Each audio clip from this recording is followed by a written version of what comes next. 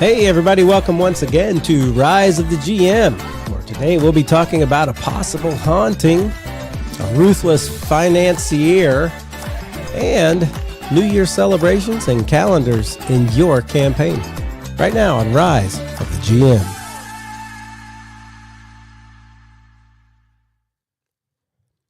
Man, I've been adjusting volumes and that music seemed really quiet to me. I hope it's normal. I'm going to check it when we finish this and we'll get that adjusted if that was really quiet. But hey, everybody, welcome back. We've been off for a couple weeks and then I was off last week with Adam and Josh Morton. We're on here talking about maps and playing different kinds of games, 5e, Pathfinder, that sort of stuff. But I'm back. I'm back. I no longer have a tree across my driveway, which was the inhibiting factor then. I got sick in between, but I'm starting to pull out of it now. And we're ready to talk about some fun with using celebrations and calendar events in your campaign after just coming through New Year's. We're going to talk about that some today. But just coming into the new year ourselves, what are we on here? Day 9. It's already 9 days after the new year. Wow. Usually, Adam's family and my family spend New Year's Eve into New Year's Day together. Our kids all love to get together and have a big sleepover, and we have a lot of little finger foods and fun and play games and all that kind of stuff. This year, everybody was sick in my house since the day before New Year's all the way till right now. Yep. Everybody's just been sick. It's just been a sick house. So normally I would be like, hey, Adam, tell me about your New Year, since it wasn't with me. I don't even know what you did. How was New Year's for you guys? It was all right. We definitely missed getting to hang, and we'll make it up later, I'm sure. But we kind of just did some finger food type stuff at our house too. My kids think that pizza rolls, because often that's a thing that we make, along with a bunch of other stuff that I think is probably way better, but they think pizza rolls are the greatest thing they've ever experienced. So I went to the store, got some pizza rolls for New Year's. Yeah. So I did get those, and we hung out and played some games, and it was good times. But that's kind of what we did. We made some finger foods too. We did not have the water chestnuts wrapped in bacon. Everybody, that is an amazing thing, we did not make. Because we thought on New Year's that we were going to push this back a few days and then kind of do a New Year's celebration a few days later. So we were trying to keep some of the finger food ideas. But we had pizza rolls also, along with crackers and cheese balls and stuff, all kinds of little goldfish, and we played games and watched a movie. I think we watched Pee-wee's Big Adventure again right up until, 10 minutes till New Year's. Nice. Just because everybody's feeling kind of out of it. I don't know how they decided on that. We watched a Christmas movie first, then we watched that one, which was not a Christmas movie. But anyway, we got there to the New Year's and everybody fell dead asleep because they were all sick. And So who knows? Maybe soon Adam's family and my family will still have water chestnuts wrapped in bacon. Oh, yeah. It'll happen. All right. Well, we'll get into talking about some celebration and New Year's stuff for your D&D game, and maybe they have water chestnuts wrapped in wild boar bacon as well. But before we do that, we're going to do as we always do, and that is go through our encounter starter. We use this book from Gnome Stew called Eureka. 501 encounter starters. Today we're reading one. I'm going to read one and we're going to talk about it. It's called The Good and the Bad and Ugly. So not the good, the bad, and the ugly. It's the good and the bad and ugly. So, is that a copyright thing or something? Well, I think it's talking about the characters that you see in this encounter. One's good and the other couple are bad and ugly. So let's listen to this and see what we think. Friend of the PCs, one of the PCs, recently obtained his family's ancestral manse. Now, manse must be a word for like mansion or inheritant house or something. Anyway, the ancestral manse after the passing of his mother. He was dismayed to discover that the house was haunted, and that there had been several near-fatal accidents. He's convinced the culprit is the unquiet spirit of his mother, and has followed the instructions of numerous experts to lay her to rest, even to the point of wooing and proposing to a young woman his mother had especially liked, thinking that might appease her, right? In truth, his brothers were born as disfigured conjoined twins and have been hidden in the house their entire lives. He didn't even know about it. His family's kept them a closely guarded secret. Rooms and hallways of the manse were converted to hidden chambers just for them, with no one to talk to but each other and their mother, and nothing to do but read. These twisted, disfigured brothers have become very talented wizards, and they're also more than a little eccentric. They believe that the house is theirs, right? And they hate their brother, resenting both the normal life that he's had and the fact that he's trying to take their home. These secrets are revealed in the mother's diary, if they find it, which is skillfully hidden behind a locked secret panel in her bedroom. Okay, now the brothers are illusionists. That's the kind of wizardry they have. And the secret areas of the house are equipped with little spy holes, allowing them to create, so they can look through this, see what's going on, and create phantasms throughout the house at will. Searching the manse, the PCs will encounter ghostly phenomena, culminating in a full body apparition of the mother, while small objects are hurled about, potentially injuring the PCs. And this can be treated as a fight or as a skill based challenge, however you as the DM want to kind of twist that and run that.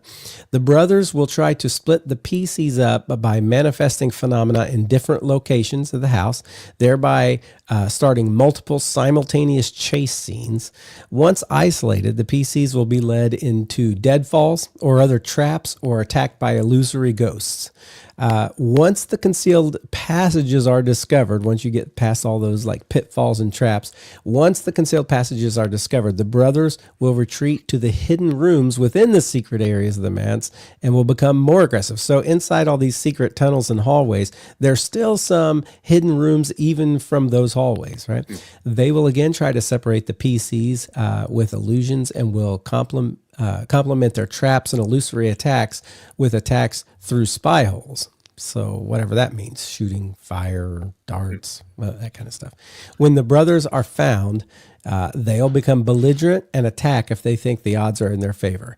They must be knocked out or calmed so that the PC's friend, who originally called the group in, can attempt to negotiate with them. If the brothers are killed, the friend may hold a grudge against the PCs and become a recurring foe for killing his newly discovered brothers that he never knew he had, even though they were trying to kill him. So this is a weird one. When I read this one, I'm not going to lie. Now, I haven't seen a lot of American Horror Stories, so I don't know why this made me think of that. But it's like these, like I feel like there was one of those. It's a story that's as old as time. Everybody's told it about like the mother who has these like two weird, sons with no arms and legs that she keeps under the bed and she just pulls out sometimes and nobody knows about it. That's just what it feels like. Even this guy, even though they were his brothers and his mother, he didn't know anything about them. They've been living in the walls in the secret rooms and stuff. So you got these guys and they feel like the house is theirs and they're truly making it look like it's haunted. You get that old kind of demented circus vibe going on here.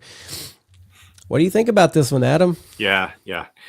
Rob said it sounds like the movie The People Under the Stairs crossed with Abbott and Costello. And I thought that was yeah, that kind of stuff. I feel like I have seen, I don't remember what it was, but there's like movie show kind of thing that has this like premise you were saying. There's like this is like a story that is told, kind of thing. And I think it's an interesting premise. I did like the weirdness of it's kind of strange. And this is me speaking completely from ignorance with this understanding this situation, but are they still conjoined at this moment? I mean, this like, is probably you as a GM can do what you want, but I would definitely have them conjoined. The weirder, conjoined. The better. Yeah. Well, it's like, I agree with that. Yeah. I don't know. It's because it says like they were born, in some of the ways, I guess it could be taken, but it feels like if they're trying to separate them and move around. But anyway, that was kind of a question for me, of like, is this actually the way it still goes? And like, what would be more interesting? It's like making it the weirder, the better, or like somehow they're not conjoined anymore, which again, I don't know if it's a fantasy world. So I guess anything's possible, but like, are they separating that way? And like you see this person, and then even that you deal with this brother, and then realize, oh, there's another. He's back, looks just and it's like like, him. Yeah. like I thought that was kind of could be an interesting take if it was like, this strange group of twins or triplets or like whatever, but like you keep like dealing with people and it's like, why are they keep coming back kind of thing once you've realized. But The best part is you could have you ever see the Inspector General, old movie, probably nobody here's watched it, but in it there's a couple of there's this little short guy, they're twins, there's two of them, they dress alike, and they're always like, I'm Izzik, he's Gizzik, you can tell by the strawberry mark on our leg, and they always go to strawberry, and everybody's like, who cares? And then at the very end of the film they're like, you can always tell by the strawberry mark. Well, I'm Gizzik and he's Izzik, because they realized this whole time they'd never realized who had it. But like those kind of three guys who just look so similar and maybe don't even know themselves apart from the others. Yeah.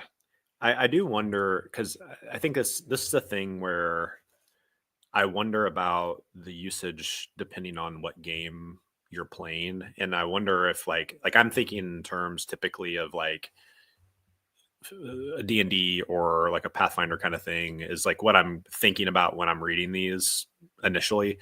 But I wonder if if this would even be better in a different type of system because of the illusion thing.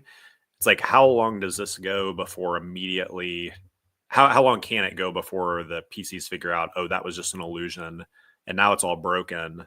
The way this story goes, kind of thing. So I would worry a little bit about that without you'd have to really lead them on and do things that were like not so interactable right away, I think, so that they don't immediately figure out, oh, this isn't a ghost, this is somebody doing this. You kind of want to lead that. So that was kind of some like thoughts I have. I think in some of that like investigative kind of those investigative games, maybe this could even work to a better extent than like a heroic D&D kind of thing, even though I'm sure there's like use for it there. But I think it's interesting.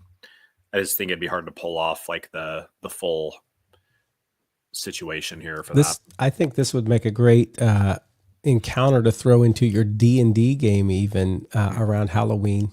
Really play up the idea of like the house that's haunted, the poltergeist, things flying around. I don't know what to do. This guy like needs your help, and you go in and eventually, once you find that full apparition of the mother, I always think of Ghostbusters.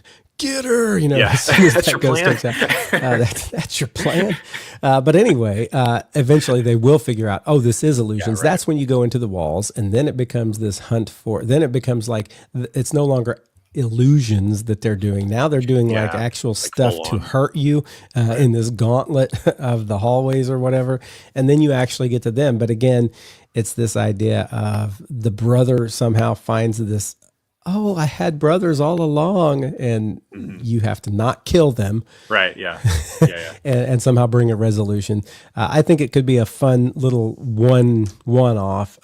This is not one. Usually when I read these kind of encounters, it leads me to, oh, this could be the beginning of a campaign, or this could be, part of your This feels encapsulated to me. This feels like an episode right around Halloween. Yeah. And boy, that was fun. And now we're back on. Now you might be able to, the brother might kind of come in and out of your story, the one who originally hired you.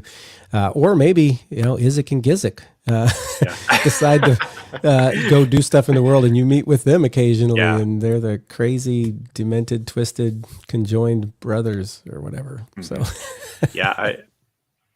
I guess unless you kill him and then he becomes that like foe, kind of thing too, that could like lead,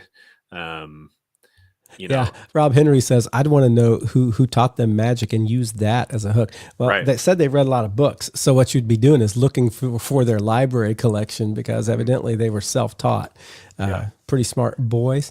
And, or you want to find those books. Yeah. I mean, you could play that though, where it's like somebody outside of the whole picture was the one feeding. They knew about them somehow, but they've been feeding them these texts that they learned from, and maybe giving their mom these old boxes of books and more nefarious purposes or some other reasons. So I I think think it's you a could, fun, but fun and interesting little scenario mhm, that you could use. It's not for every GM. Some GMs would right. look at this and be like, "I don't want to run something like that. That's crazy."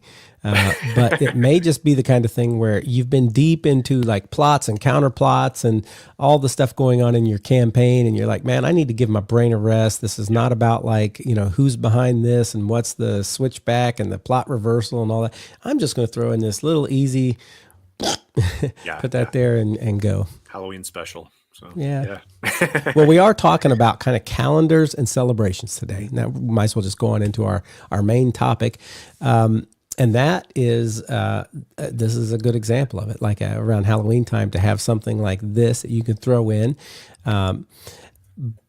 But is that necessarily the schedule or the calendar of your world? Does your world really have a Halloween, your campaign? Well, Yeah. let's talk about what does your world have in the way of calendars and celebrations. Adam, Yeah. take us away. Yeah. Yeah. So obviously coming off of like our new year, in real life here, the that's kind of the idea of, okay, what does that look like in a game? Is it necessary, kind of thing, and what could you do with those kind of things? And I think like I would go into this and say like necessary, probably not. It's not something that, man, you have to have this, or your game is just going to suffer. But I do think there's some cool things when we talk about calendars, when we talk about celebrations. We had that whole episode on like feasts way back when, probably about a year ago, where those are just like cool ways to bring culture of your game in, and like where the players are at the time, what's going on in the world. And I think these kind of celebrations where it's like, different in our world, it's like different people celebrate New Year's in different ways. We make a bunch of finger foods and hang out and play games, and it's like, and there's other people who do other things in different ways, and that can just set a tone for like what's happening. I think it's also like a really cool pacing thing for just the flow of time in your games, but also like looking at the calendar thing. How do we actually like pace, and is that something that's like worthwhile to do, is like, I think, a good question in that kind of thing. So like looking at that first, like, is this something, to put you on the spot, Matthew, have you ever thought about these kind of things, or like put them into practice, like in like your campaigns? Have you put a lot of emphasis on that? Yeah, so let's go to the very smallest units. You have a real world where you're used to Mm, all the real world things that we have here, hours, minutes, all the way up to months, years. And when you go into your fantasy world, you have to decide, okay, are we using just our normal calendar? That doesn't feel very fantasy. yeah, You right. tell everybody, oh, back in 2023, we did so and so in the mines of whatever. You're like, Right. what? That doesn't sound right. So you kind of always distance it. But then I start to think, okay, how do I distance the rest? And so let's go to very small. I was not superly or overly creative, but when I wanted to give you guys a picture of the time of day, I would say, what was it I used to say? It's in the ninth bell. No, what was I used to always use this phrase. Here I am. This is great radio where I'm giving you an example and I can't remember it.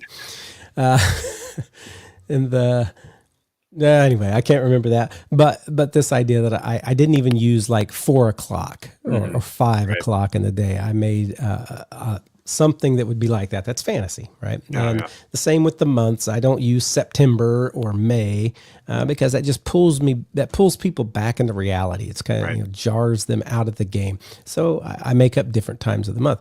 These can be based on the gods, some of the biggest kingdoms and empires, stuff like that, as far as like your month names and all that. And you Yeah. figure out Right. kind Right. of how you're going to do your years. But then with that, I think it's neat to have some celebration-y type stuff that happens kind of regularly. Now, I don't know if I ever had any that like I had so regular that they came around multiple times in a campaign, but I do remember. I don't even remember which game it was. maybe you'll remember. I had like a yearly celebration going on, and to celebrate this, it's kind of like one of the very common celebrations of a fantasy trope is like the solstice, something like that. So it was something like Right. that, summer or winter solstice, and it was the equinox. Anyway, it was that celebration was going on, and I had some guy who was commissioned to make all of these giant, beast statues, and they were so realistic, and that's why he was hired. And you come to find out that he was not a good artist. He just found a way to turn real beasts into stone and put them around the city. Well, then they all started turning back into the beasts they Right. were Yeah. and going all over the city. And it was a fun, a unique way to kind of, hey, a certain time is passing here. And in the midst of that, when everybody gathers, just like they do on New Year's or whatever, this chaos breaks out. And it's a great place to then throw your PCs in, and they got to save not just fight a monster, but they got to save all these people who are just there for the fun. That was cool. But I think that whole idea of placing some celebratory things that give the impression of this happens yearly, and it happens. And I think a great way to do that is to look at your pantheon, right? I'm not always the best at sticking with a single pantheon. I remember in D&D 3.5 they had the pantheon of gods. You could read about each one, and they changed that a little bit. I think when it went to 4 and 5, I can't remember. It doesn't feel like it's the same one because I haven't read it in a while. But regardless of if you use a pantheon from a book, or if I know in your current campaign, you obviously have told us about, was it 9, 7, 8? Eight in the circle, but Eight. yeah. I'm trying to think of this. Yeah, it would be 8. So there's like 8 gods that kind of have sway over this world, right? Well, that's great for your plot, and it's great for what we're doing as far as the ley lines and all this kind of stuff. And some characters have a connection to one of those gods or whatever. But then it's really cool when that god has like celebrations kind of dedicated to it. And you kind of did something like this with the Raven Queen, I think it was. You were having this really cool Ravens Queen celebration that then we went and did nothing with it. Yeah. And I so wanted to do this because it does give this cool sense of out of the ordinary, but something that happens regularly. Yeah, right. It adds a dimension of realness to the world that I think is fun to play with. And I think these things are kind of neat to think about as a GM, whether or not people really pay attention to, this happened in what would have been the spring of the year, and this happened in what would have been the fall of the year. But you can use that to tie plot stuff to, and do a lot of good things like that. So I've done a little bit, but I'm trying to think if I've done anything like New Year's or Christmas, something that would be very tied to a holiday we have. Again, I probably wouldn't call it New Year's or Christmas. I would change the name of it a little bit, but still carry the very recognizable idea of what that day is. Same with Halloween. Wouldn't call it Halloween in the game, but it'd be like, the Day of the Dead. That would work. That's very fantasy. And 4th of July, Independence Day, probably wouldn't do that, but maybe, I would find, if there were several kingdoms and one had been, subservient to another, and they kind of broke and found their freedom, I'd call it after that, region, something. Yeah. So. Yeah. Or like a Founder's Day, kind of thing, right. Even of those kind of things. So yeah. That is, I think it says something about the place, and people that you're in the midst of, when those things happen. Rob just wrote, it's so fun making up weird things to use as the centerpiece of religious festival. On St. Jorgen's Day, we all wear yellow and eat spiced pears. It's like, but it's like saying something, even if it's like, well, this is just weird. It's like, it's saying something about the culture you're in. So I think that is like a really cool piece of that. Just kind of reiterating some of what you just walked through. Like, I do think when you have these celebrations, when you have these like points on the calendar where people gather, that one creates the tension when something does go wrong, and I think like that was like brought into light a bunch more for me in actually the Sentinels RPG, because some of those twists that happen are like people are in danger. It's like Superman always has to save the innocent bystanders or the person falling off the skyscraper, as well as stop the bad guy, and you get to play that while bringing that into other systems like a D&D, where it's like, okay, there could be collateral damage here because there's people everywhere partying, and and now there's this monster rampaging kind of thing. I think is a really cool piece. It's cool. It's just a cool set piece too, of like, it's different. You may have your players may walk through towns and villages all the time, and it's just like, well, there's the stables and the blacksmith and the 2 or 3 taverns over there, and there's the place where all the governmental people are, and here's the town well. It's like that stuff happens, and that's fine, but it looks and feels different when it's like confetti is flying in the air, or banners are all hung in black for the Raven Queen, or all this, or actual magic stuff's happening because it's the day that we recognize whatever this thing is. I think that's like a cool just shift in what it looks like. And I like the you brought up like the solstice thing. I think one time I wrote out an entire, like, this is what each month is called. Yeah. And I don't think I ever did anything with that once. Like I think that was actually one of my, when campaigns fizzle games, where it was like, this didn't really go anywhere, and I had put a bunch of time in a calendar that never got used, and I probably should have put more time in whatever else was happening, kind of deal. So that's a thing with this, is like, this is a cool piece, but doesn't necessarily always push things forward to have. But I do like the idea, rather than necessarily having like, these are the 12 months of the year just renamed, is looking at those like changing of seasons, or like the sun or the moon, kind of thing, in the way the cycles go. Because I think that's cool. Just, there's something that you grab onto about the changing of weather, even, where it's like, okay, the days are getting colder, or it's harvest time, so yeah. maybe this time of year is called harvest time, or maybe it's I don't even know, snowfall. It's like, whatever you want to do with that is kind of cool, but it sets and evokes a little bit of what it's feeling like. Because I think sometimes, I don't know if you felt this, but if I don't pay attention to that at all, sometimes it just feels like this entire campaign is just basically one day that never changes. I forget. It's like the weather never changes, and this never goes on, and those kind of things help like progress that feel even a little bit too.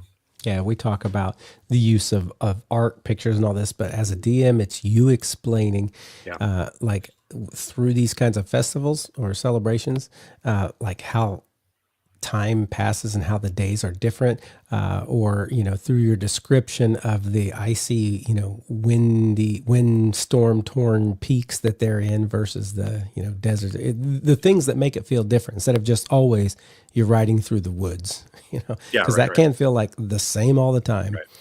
Right. I talked about a little bit. I just kind of want to break down some of these types of celebrations here. I talked a little bit about like religious festivals, right? That's one type of celebration you can have.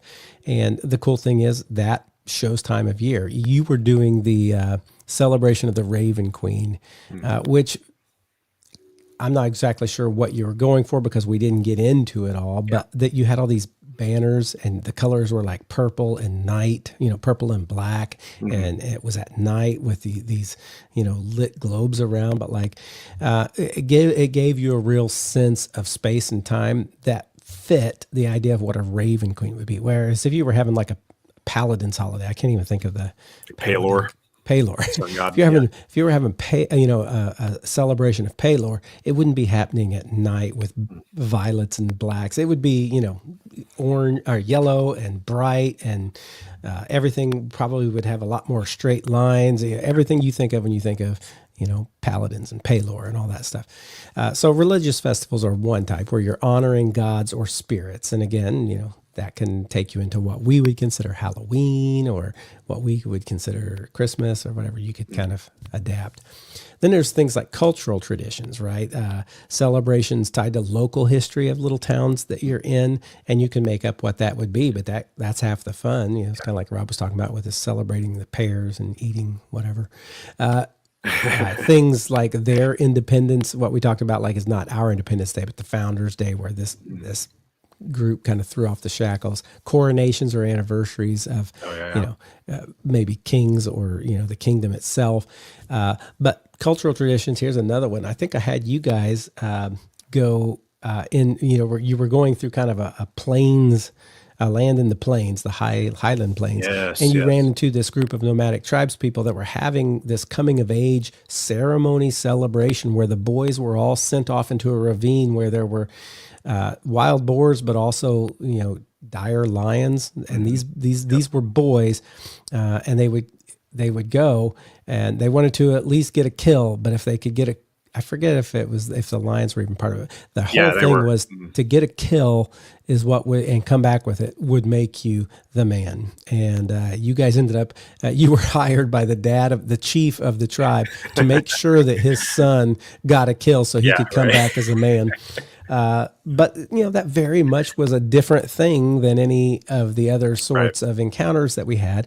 And you guys remember it and Brunswick all to this day because that was kind of a cultural tradition, celebration going on of these boys changing, from boys to men. Boys to men. Sorry. You can have seasonal events. This is kind of what we talked about. Like seasonals are the solstices and the equinoxes, planting and harvest time, celebrations, those sorts of things that aren't tied to like a specific time, but they're tied to a season sort of things. Celebrations like economic or trade fairs. You can have like these market festivals where there's goods and arts and exotic items that are exchanged because it's the time of year where they all come together. And so there's this huge bazaar of stuff that people can come and be part of. And then adventurous challenges, right? Tournaments, hunts, kind of like what I was talking about that the tribes people are going into, or duels. What I think of when I think of like this, you guys came across this almost like a Woodstock out in the middle of nowhere sort of wizard tournament going on. And in that tournament, people were like doing the best they could at different things to be named, the greatest wizard of whatever. I can't remember. One of our party stepped up to try and just got blasted by a boulder right in the chest. And it's a story that's still told to this day, but it was like that really was kind of out of left field that you come up on this wizarding, day tournament.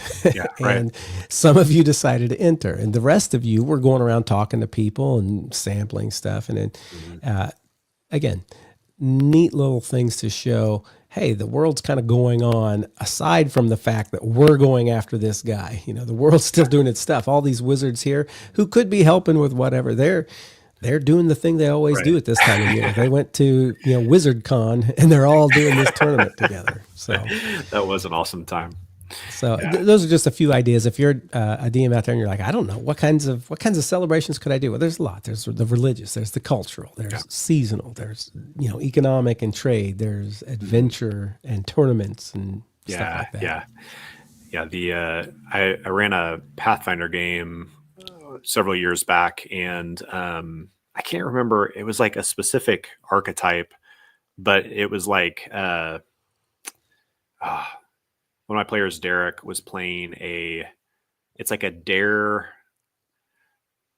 chaser. I think dare chaser was the archetype of the whatever class it was. It was like maybe like a fighter type, but they're called the dare chaser. And so throughout the whole game, he's always taking dares. He's doing crazy things because it's like all about the high of like doing, insane stunts and stuff like that. And I wanted to do a little like personal art kind of thing. So they come into this like village, and that was a situation similar to that, like Wizards con kind of thing that was really cool to like be a part of. Is it was all of these for whatever the festival, and at this point I can't remember what the festival was, but there was a specific festival, but part of that festival was like doing all these insane challenges kind of stuff, and that gave him a chance to like be a part of that, but it also like set this tone for what this place looked like that was down in, you know, in this kind of big valley thing. So those are fun, again, to like route you to a place and kind of show you what these people are like, to mix it up. Because I think like with the wizard challenge thing, like we spent a lot of time, and it was like awesome and fun. We were in the midst of like, you know, following a like a mission, you know, like trying to do this task that we were looking at. And I know there were some things that came out of that from the story, but it also just like interrupted in a good way, like what the kind of flow of the game had been. And I think it's a really nice thing to have like a breather, you know, like from the intensity of like adventuring or whatever. I think sometimes in those things where it like helps with that. I like when, you know, maybe something has been growing in intensity and you kill the dragon or whatever, and then the townspeople throw this big festival for you all for the party of like, hey, they're the ones that slayed the dragon, we're gonna have a feast. I always like that kind of idea, because it like has ramped up, but then there's this moment of, okay, reward, you know, and it can be more fun, and there can be a little more just free form of like what's being done with the role play and stuff like that. And then you can really see does some more give things, a rich place for a backdrop for great role playing and you know, stuff like that to happen. Yeah, and it can be the opposite too. It can be that place to kind of rest and stand for a bit and breathe, but it can also be the thing that is the deadline. You know, I think about like your Raven Queen celebration, whatever. You can set something up so that it is almost it becomes excruciatingly obvious that if we don't take care of this before this great celebration, that's when things are going to go crazy. We've got to get this done before the feast of the ravens, you know, whatever. For sure. Because on that day, if we haven't by then, that's when the world's going to bust out in all kinds of bad ways. Yeah. I've mentioned this recently, but I'm reading that Lightbringer series by Brent Weeks, because you've pointed to that several times, and it's been really good. But that's a thing where, you know, not to get too deep into that story for anybody who's not read that, but like there's a festival day or like a high day called Sunday. You know, it's all about light and all these things. And Sunday is coming in this last book of the series, and there's several people and situations that it's like stuff's going down on Sunday, like we know this, and everybody's kind of like working. It's that deadline like you're talking about, where it's like we have to deal with this stuff before we get to Sunday, because if we haven't, then there's going to be bad stuff. And I find that really interesting, because it does ramp the tension up, you know, in that story, in all of these situations. It's like a ticking clock, but you can have that too with, you know, if this item isn't brought back to the temple by this thing, then there's going to be a problem. Or if, you know, we don't deal with this threat before then, people could die, or, you know, you can play that out a ton of different ways. So there's cool another kind of day that I remember in that series of books. Again, this doesn't give anything away, no spoilers here, but there's people who basically can use different colors as forms of magic, color and light. It's a very interesting series if you haven't read it, Lightbringer series by Brent Weeks.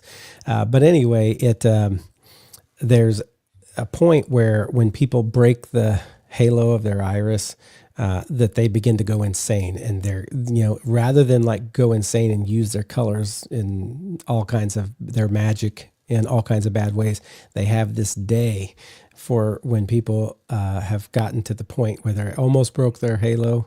They're coming to the end. It's like basically they offer themselves up sacrifice, and there's this day of like appreciation of them. It's a very like honored thing, and then they're killed by, you know, the what's he called? the main guy. Yeah, the Prism. The Prism, yeah, and he like goes through and like very caring, full of care. It's not out of any malice or anger, full of care and love.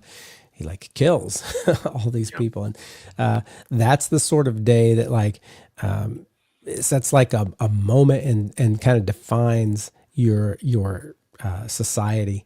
Yeah, So right. in your campaign, it doesn't have to be that people get to a place where they lose their magic, but there could be something set up that when people get to this place in whatever that it is in their life, they become a danger, and there's something that is a ritual that is done once a year. Or something like that, and it's kind of like that. The Hunger Games, what is that? The day when they're all the reaping kind of thing. The reaping, those sorts of things. And those can occur more than once in your campaign if you play a long campaign and you make that kind of a central theme. You can like have them go through the first reaping and then they kick off into their adventure. Again, it doesn't have to be the reaping, but something like that. They kick off into their adventure. They're doing all this stuff, and then at some point it's reaping day again. But now your characters have grown across the board, and they have a better understanding of what's going on in the world and what are they going to do here. And it comes again and changes everything. So yeah, for sure. Yeah, you mentioned that Raven Queen thing, and again, we're in the midst of the game, but so I don't want to go too deep into that. But I was, some real general things like what I was thinking with that was it was the stuff we're talking about. It was like I want to set apart a cultural. This is the thing that goes on in this kingdom, and it's a specific time point in the year. It actually was in my world. The Feast of the Raven Queen happens basically at the start of fall. So as fall is beginning, they celebrate the Raven Queen, and then it moves and begins to get colder, through that kind of thing. So that was part of this, of like setting a calendar point, of like, this is a change in seasons. It's a cool setting. I think even though the party was like, we got other stuff to do, we're out of here, and jumped on a ship and left. I think that still did set a tone, even you guys came up out of the ground, out of this cavern kind of area, and this is going on. So it did make a mark there, I think. But part of that too was like in the game, and this is no surprise to anybody who's playing the game, is like there's a kind of person opposed to what the Raven Queen does, that's been hostile to the group, and it's kind of coming to a head now. And so part of that too was like giving those little breadcrumbs of, okay, Raven Queen's important because the big bad evil guy who's going to show up eventually is also anti to her, kind of deal. So so that was kind of part of that. And it, the fact that it didn't get delved into a ton, I don't think like ruined anything. And that's the thing we got to be like aware of, is what do the players grab onto? And if it's not these things we put time into, that's okay. It's like, let's move forward, and we jumped on a ship and cool stuff happened there too. So, but that was kind of the thought process with using her as like a feast day kind of thing too. So, yeah. So maybe not the last, but the last thing to think about is, how do you begin to, as a DM, how do you begin to integrate stuff like this? Well, I think there's two major ways that people do this. One is probably more the way I do it. You come up with this cool idea and you introduce this festival or this seasonal, whatever, and you make an encounter and everybody remembers it, and you're like, oh, that's awesome. And then you're going along through your campaign and they come across this other thing and you throw that in and it becomes like this thing. And then you like start to think, oh, I've done like 2 or 3 of these. And you then begin to write down what they were, and you let them come back again. That's typically me. I make stuff up and then I'm like, oh, that was good. Yeah. And then I do that. The other way to do it is kind of what Adam started when he was talking earlier about, like, I made all the months of the year and I put where the major things were before they get to any of them. You kind of make this timeline map that even you can share with your party. Like, here's a calendar, not a map. Here's a calendar of the world you're in, kind of the big things. It's like when you look at the almanac and it shows you where the new moon's going to be and where the Yeah, right. the solstice is and where the blah blah blah blah. You can like kind of plan out a bunch of stuff. And maybe you will really kind of go into describing, what happens when the new year comes, or maybe in some of them, you don't really touch much on them. Maybe some of them are in passing. Oh, this is, King Robert's day where he, slayed the mighty dragon and blah, blah, blah. We remember for him, and it's just mentioned, as part of your, but the two ways, basically it's inductive and deductive. You start with like the whole thing and put in all of it. And then you kind of go into the nitty gritty of each one, or you kind of nitty gritty 2 or 3 or 4, and then you start to pull them into, this is where they are in the calendar as a whole. And, go that way. But it's good to think about that and let them be varied experiences, right? So don't make all of your festivals feel the same. Let some be lighthearted and whimsical, and then make others really somber and reflective, some even spooky. Again, like Adam was talking about, you set that tone and think about how you can use visual aids to help with that. Not just the calendar, but like, props, seasonal, anything that would help them kind of connect with, this is the mood of this. Yeah. So, anything else on calendars, celebrations? Yeah. Something, just kind of to toss out here, if you're, listening to this and you're like, man, I really like the idea of using calendars, but I don't know about the time to put into that, or, don't have the time. There's a lot out there, like that you can pull from. And that's not a thing where I feel like we talk a lot about borrowing, and it's like, don't feel like you have to create a calendar of 12 or 15 or 10 months or whatever, on your own.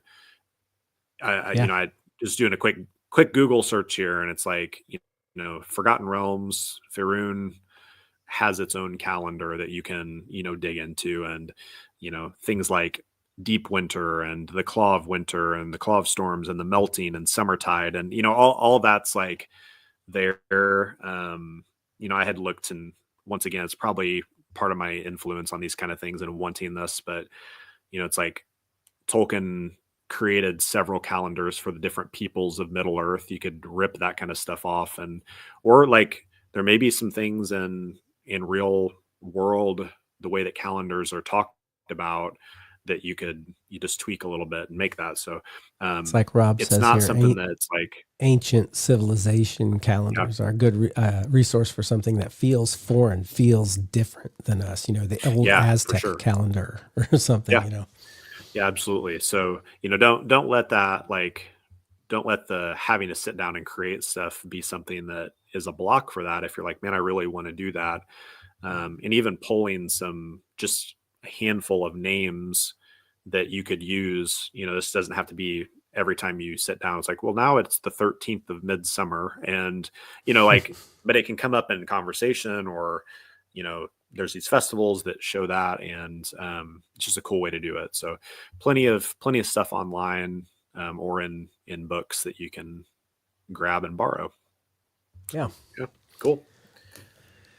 All right. Shall we move on to the NPC? Yeah, I think so. Day? We have a fun one today. Annis Stallworth from the Masks book.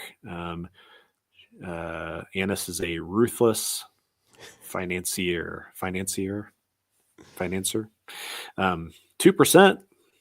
Don't think I forgot about this. You know why I'm laughing now. I forgot. Maybe just jump to the All right, so a short and portly woman, Annis waddles slightly. I'll come back to it. She's adorned with gaudy jewelry and badges of her station. She's gruff and to the point, a businesswoman incarnate. She drives towards the deal and counters everything with a proposal of her own. Annis listens carefully for a sign of weakness to exploit in her dealings. A mammoth chip rides on her stout shoulders. Disregarded and taken for granted most of her life, she constantly looks to demonstrate her business acumen. She has a knack for numbers and runs probabilities in her head. She's motivated by this. She considers the larger picture over short-term gain. A sizable return on her investment is her ultimate goal, and every interaction is an investment of time, money, or information. Annis represents her clients with great zeal until their portfolio has outlived its usefulness. She was the youngest of 4 siblings. Her brothers bought into the family business. Annis was crushed to be excluded due to her gender. This never sat well with her, and after building her own financial empire, she put her brothers out of business. Thus, her notorious reputation as a cutthroat businesswoman was born. Many have underestimated her due to their chagrin. Annis represents a business consortium and seeks to maximize profits, from which she gains a percentage of all deals as a consultant. So her quote was 2%. Don't think my lack of a penis makes your offer any less absurd. So she's pretty straightforward and to the point and has the chip on her shoulder. But that's Annis Stallworth. Yeah. So you have very much here breaking into the old boys club of the world. Everybody who like thinks that, oh, only men do business and blah, blah, blah. And she's like, no. And yeah, she gets that attitude in everything. And then so she can be somebody who is in your campaign and just kind of comes around your characters now and again, or your characters come around her. And she never gives them like this feeling of being the victim. And she never gives them this feeling that, yeah, they should be sorry for her. But she also will put up with no sense of like, well, you're just a woman in any way. And so a fun character, again, if you need somebody who like deals with money or deals with commerce and mercantiles, all the people who do business in each community, which you always kind of have somewhere, the merchant class, sure. She's in there and somebody that like, oh, okay, I need some people who are in these merchant NPC roles. She could be one of them. Yeah. As I was reading that, I was thinking, I think her name was Jo in The Office. Like in later seasons, I think she buys Dunder Mifflin. Oh yeah. I remember that. Like I was thinking about her as like this kind of person, she wasn't quite as direct as what this is sounding like, but that kind of like persona of like a very strong businesswoman. She knows what she's doing. She's not going to get overlooked kind of deal. And, I have not a problem. I have a hard time running this type of character as like an NPC. I struggle with that on a personal level, like not for any, it just doesn't come out very well. I think when I try to be this, that kind of person. So I would like struggle a little bit. I think with just the directness of that and have to work hard, but I think she could be like a really fun, like foil or just like a thorn for the group, of just not taking any junk from anybody and not like rolling over when the players are trying to get information or whatever they do, but could be someone who gives a job or could be somebody who's, I don't know if antagonistic is the right word, but could be like an obstacle for them if they're trying to make something happen that she doesn't like. I think could be kind of interesting. And again, we sometimes as adventurers and DMs, we just seem to think that, oh, there's a problem over in this other kingdom. Okay, we all go over there. Yeah. We get in a boat and we go. Yeah, but everything takes money. And right. Somebody like this could be the person that you have to deal with in order to get a boat. Yeah, right. Or in order to finance your adventure or part of it. Or when you come back with all the loot, you always just go like into a random town. You're like, well, what would you give me for all this? And you throw all the axes and pole arms and everything down on some dude's desk. Maybe you go through somebody like this and she's a little bit shrewd and gives you an opportunity to like, not necessarily give exact book cost for everything your people carry back. I've carried every axe I've seen from here to Timbuktu. I got 75 axes here on my back. And, she can be that like, well, the world doesn't need 75 axes. Blah, blah, right, blah, right. And, keep you from just keep your players from just getting everything they want. This can be a nice little place. And like Adam was saying, if this is like a hard role for you to play, do what he was just talking about. Like That was that the Kathy Bates character? Yeah, Rob had just mentioned that in the chat. Like, that was Oh, Kathy okay. Bates, yeah. Yeah. So find a character like that in a show or something and just do your best imitation of Yeah, what right. she would say. Just think if this was her, how would she say, we don't need 75 axes, and just do your best, like thinking like her, and let that come through. And yeah, she could be like a neat little somebody that the DM uses to keep your players from just taking advantage of everything, right?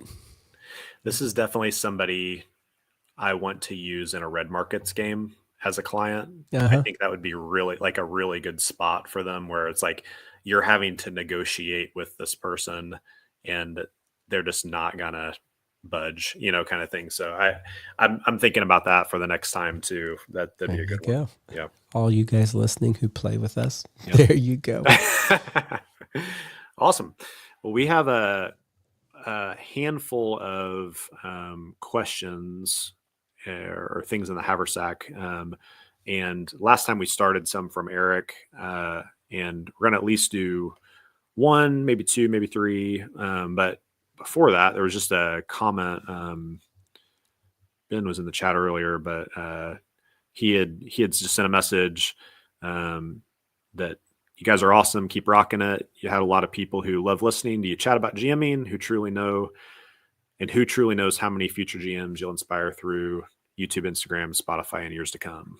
And signed off Malik, his character. So I wanted to thank Ben for encouraging words there. Appreciate you guys listening and you all being encouraging in that. Eric had sent these in, and last time we talked about map making and travel and handling travel time and the journey and that kind of stuff. Me and Josh talked about that last week. And the second question here that Eric added to that, kind of bounced off of it, was that maps also made him think of false maps and giving players inaccurate information. How can, quote, red herrings be used effectively? I love this idea, first of all. I think it would be just like such a cool, we talk about NPCs all the time, to have this NPC who is a cartographer who's just not very good or not very honest. And he's kind of constantly flooding the world with maps. He makes these maps and he sells, because everybody needs maps to get from one place to another, and they got to come from somewhere. This guy is doing this, and your players, whenever they see a map, they take it as 100% truth. Yeah, right. Every time they're like, it's a map, okay, and they start going. To have some that lead to danger, or instead of the treasure, or lead to the wrong town instead of the right town, or just get you out in the middle of the woods and leave you. And maybe they get 2 or 3 of those before they realize they're all signed by Jonathan X. It's like, who? And then they have some encounter with that. I think false maps don't get used enough in D&D games. How can red herrings be used effectively? Sometimes you definitely have planned in red hair, like something that you want them to be thinking this is what it really is when it's not. And I think that's a pretty common thing in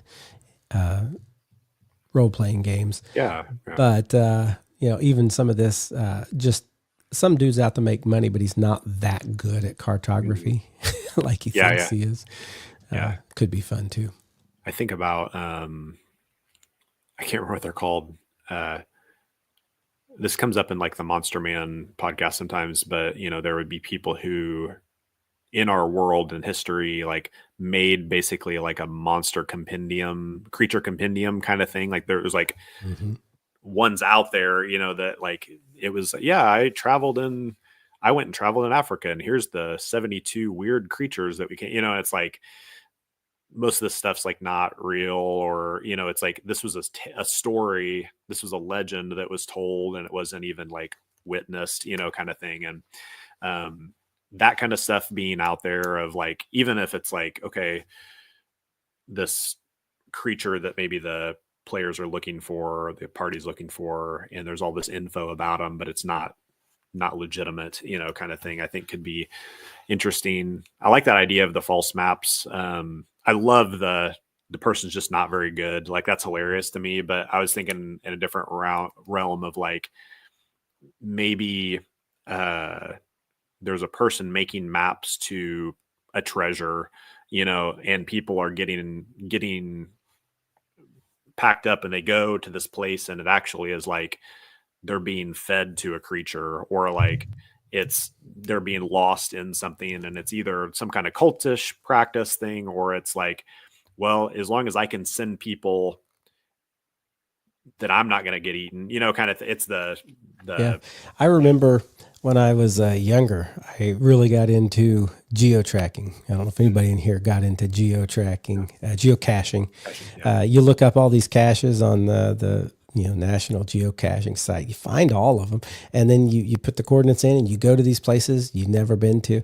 And I remember thinking, man, this would be a great way if somebody was a serial killer to lure people to this cabin, yeah, right. where he's got like a bear trap that's going to snap on their leg, and then he'll come and collect them when he was ready. And everybody who geocache probably had that thought cross their mind at some point, because you got, who knows who's submitting all this stuff. Yeah, right. Yeah. But yeah, that kind of idea that somebody is like making a map to a treasure merely to use you for nefarious reasons. Yeah.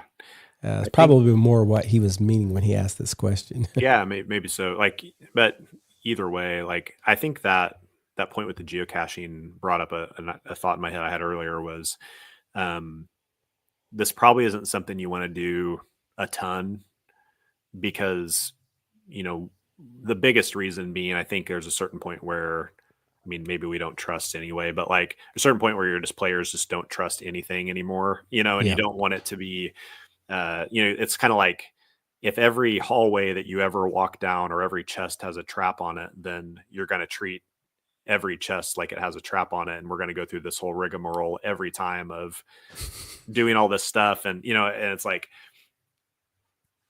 let's not break it where it's like, okay, we have to be wary about we always made that joke. I think it was Eric that would say it, of like, moving forward at half speed, checking for traps with a 10-foot pole tapping out in front of me. It's like, yep. Like, that's the way he would start every, like, I'm going down this hall because traps, right? Yeah. Right. So, and same way, like, I think these things are more interesting and, can be more fun if they're not like every single time you ever come across a map, it's wrong. I do love that idea though, of we're starting to see a trend here of the person who makes these specific maps, the signature is always wrong. Like what's going on with that kind of deal. I think that's pretty funny. Rob had said incomplete maps where you pay a fee to the cartographer for the rest of the map from his partner at the edge of the map. You have introduce micro transactions. So it says basically you buy an app and there's all the add-ons, right? Yeah. That's where it gets expensive. Just a dude sitting in a little hut. I'll finish your map. Yeah, that's funny. That's good. Yeah. So Eric goes on and asks, along the same lines, how important are plot twists? Are they always necessary? Okay, one, they're not always necessary, because if there's always a plot twist, everybody's always expecting a plot twist, and then it's no longer a twist. They're waiting for the inevitable. I think you have to use them sparingly, but when you do use them sparingly and in the right circumstances, I love what a plot twist can do to characters. It's that idea that they get their mindset on something. Maybe they begin to trust someone and really believe this person's with us, and then twist of twist, oh, that actually ended up being the bad guy at the very end. It's like, what in the world, I think they can be. It's what like. I've been watching, don't ask me why. I've had like a sinus infection, so I've been having to watch stuff just to keep my mind off of some of the pain of that over the last couple of days. So I've been watching Traitors. Have you heard of this? And it's all about, it's that whole classic. There's 3 people who are traitors among you, and the rest of you are faithful, and you've got to banish them before they murder all of you. And except it's in this, castle in Scotland, and they get, you know, the surroundings and everybody. Some of the people are loopy as all get out, but the atmosphere is awesome. And but this idea that, you know, in there they always get like, man, I trust you. You know, I don't know about anybody else in this place, but yeah, your family, I trust you to the end. And then they get to the end, and that person is the traitor and kills them in the very last episode. And you're like, that is the kind of the thing that you can feel, man. You just, you see the expression on their face when they realize, all along, I've been aiding you. All along, I've been protecting you. All along, I thought it was me and you. And then boom, it switches. So in your games, it may not be that you're like running right along. And I think I haven't used a ton of these. I was talking with Adam before the show. I had my players set up that they thought they were going after the Emperor in this Oracle of Order campaign we did. And when they got to the end, the twist was that the Emperor was in like a coma, and Stondalus was his right hand mage who took over and was doing all this, and that's who they ended up having to face. Yeah. But there were, you know, minor plot twists along the way. One of the girls that one of the PCs fell in love with and traveled with him the whole way ended up being the Emperor's wife, and you know, the person that they were chasing through a good bit of the campaign ended up being the Emperor's son. And, you know, surprisingly, one of the NPCs that we've talked about on here before that really wasn't supposed to have much of a role, his name was Rollo. He ended up becoming more and more important to the story. And in my mind, I let him develop into someone that was very important to the story. He was actually the cupbearer of the Emperor. Yeah, that's right. And so he was kind of in on everything. And so those kinds of little twists keep your players like, oh, what? It adds this moment of like discovery along the way, and especially at the end when you can add that big moment of discovery. But again, if you do them like too much and all the time, your players are just, they don't believe the thing you've told them at all. They only believe that it's going to be twisted.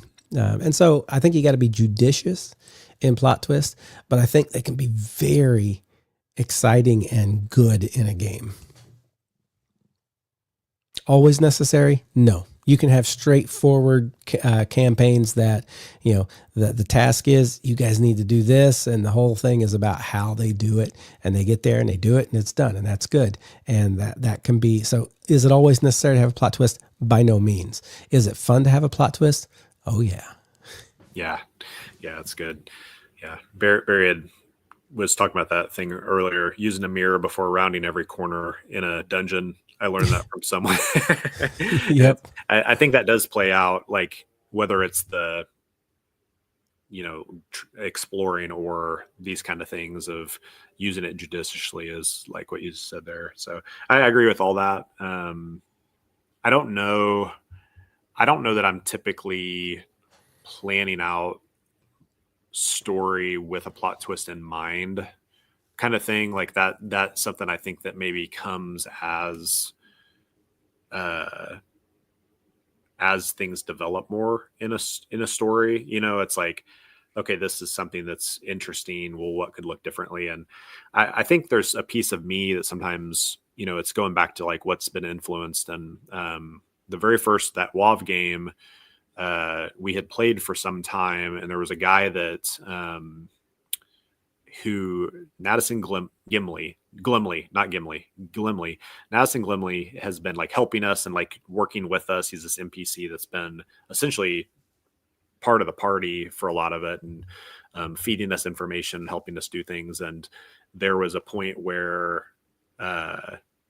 he betrayed us, and I always want to get back to that point as a GM. Like I want that experience in my games. And I feel like I've never been able to pull that off as well. And I don't know, it may have been the system, you know, kind of thing, because I always feel like somebody has some way of catching this person. It's like, you know, unless we're like level 2, it's like someone's going to figure out how to like teleport over there or keep them from escaping or chase them down, or, you know, it's like that kind of thing. And, shoot him with a sphere of annihilation. Yeah, right. Yeah. But somehow at that, you know, in that moment, we just like couldn't do anything. We could do nothing, and he got away. And that was like a thing throughout the a good portion of the game. And I won't get into the whole story, but that eventually came about like way later. I mean, like years later, in real time kind of deal where he kind of finally met an end. But I always think about those kind of things of like having that betrayal, I think is an interesting plot twist. But like, I also want it to make sense when it happens, not just be like this crazy out of the blue thing. Like having the breadcrumbs beforehand, I think is nice to be able to look back on and be like, oh, maybe these things were actually tips, that happened. So again, I agree, not necessary, but fun when they're there. So yeah. Think we got time for one more here? Sure. Cool. Kind of goes off of the same idea. Again, from Eric. What's an example of a plot twist that you've tried that really flopped, or one that went really well? Maybe we just talked about all that, but yeah, I was going to say, I've given some examples of where I've used them. I can't think of one I've done that just flopped. Mm-hmm. Maybe it's because I don't, plan like huge ones way in advance. Right. That it's like Adam says, maybe I have an idea that it may switch at the end, but it's as we play that I get inspired to how that story unfolds. And sometimes it's ripe for a plot twist, and I'll do it in the moment because I think of it's that whole, like, as I'm sitting down doing okay, what if they find out this? And that really inspires me. Then I go with that. So I haven't had any that have, like, I tried to pull off and it just didn't work. Usually everybody's right in the same vein, and I'm writing from their current thought process on. And so they've worked out pretty good. Have you had any that have flopped? Probably, I would guess. That's probably why I've pushed them out of my mind. But I'm trying what I'm actually drawn to, and not just to not talk about myself, but I do think that like Oracle of Order, the flips of, okay, these were people who we kind of thought were just people out in the world, suddenly have this a lot deeper meaning, like, was really good. And then that whole thing of, I can't remember if you said this fully, but like, we thought we were going to fight the Emperor, and what we ended up having to do is to go into his mind. Mm-hmm. He had become mad, and we had to enter into his delusional, insane mind and rescue him. Yeah, right. Yeah. So like that was really cool. A really cool plot twist to that did not seem like, oh, where's this coming from? It was like, oh, this tracks kind of thing. So that was really cool. Yeah, my biggest plot twist recently, I think, is that I said it was a one shot and it's became a full game. So. Plot twist. And again, I said, if you use plot twist all the time, people kind of expect they're going to happen. Yeah. That's what's already come with this. Adam's like, hey, I'll run a one shot. And we're like, oh, I see what's going on. Oh, yeah, Adam's starting a new campaign. Yep. Yeah, I don't really have a lot more to answer for that one. I wish I had more. If any of you have any great plot twists you tried that flopped, or any that went extremely well, write them into us sometime. Maybe we'll talk about them a little bit here for everybody to hear. Yeah, for sure. Yeah, you can send them into riseofthegm@gmail.com, or Instagram's a good way to connect with us, or X. Both of those we take comments on also. So, yeah. Cool. All right. Well, I think that does it for us today here on Rise of the GM. It's good to get back here and be with everybody. Do join us next week. We will be here, and we're going to be talking about what, Adam? Yeah, we're jumping into the Place series. So we're going to be starting with Places of Need, I believe. So. All right. Places of Need. Yep. Places of Need. Places of Need. So join us next time for that and whatever conversation we have here on Rise of the GM. Thanks for joining us, y'all. See y'all.